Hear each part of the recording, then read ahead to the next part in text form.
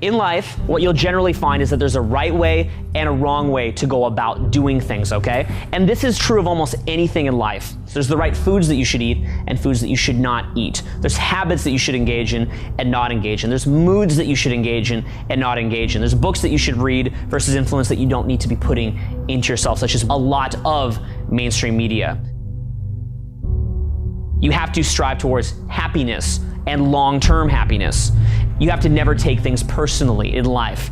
You have to learn how to work with other people and work synergistically. Things like looking to yourself for your own opinions, cultivating your own values, cultivating your own sense of who you are, and not using mirror neurons to get good emotions by trying to feed off of the emotions of the other person, but generating it within yourself through your perspectives, through the fun that you're having and those kind of things.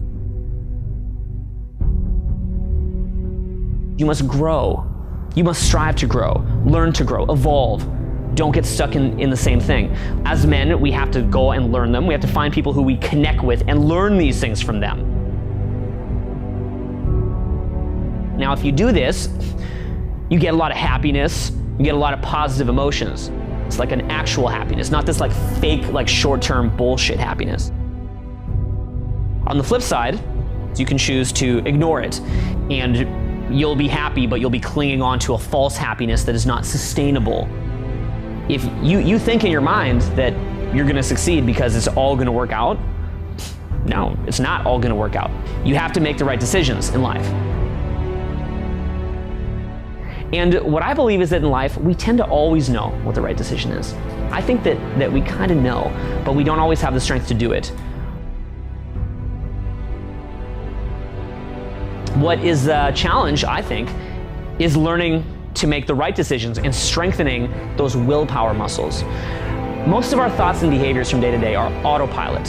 When you start making right decisions, you start attracting people who also make right decisions because they're willing to be around you, and then your personal standards change.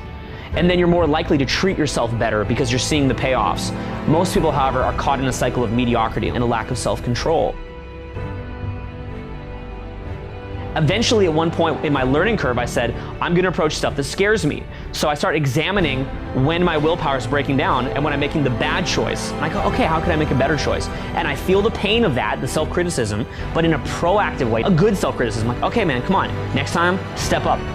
I love traveling, going into environments that intimidate you, frighten you, pushing the envelope. I've personally found that as your sense of entitlement of what you deserve increases, you change, you transform. Because do you guys realize that whatever you think you're entitled to is about what you can get?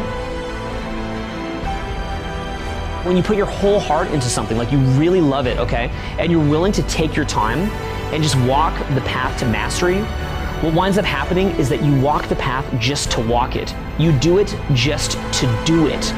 You literally are doing it for no other reason than to do it. You're not worried about the results other than as a general indication of how you're doing. But you actually view it like the time that you're allowed to put into it is the blessing. When you commit to the journey, you say, I give my full faith. Faith is the operative word, to the journey. And I'm gonna put my time in no matter what. That's when good things happen. I'm looking for the lessons that the journey can reveal to me.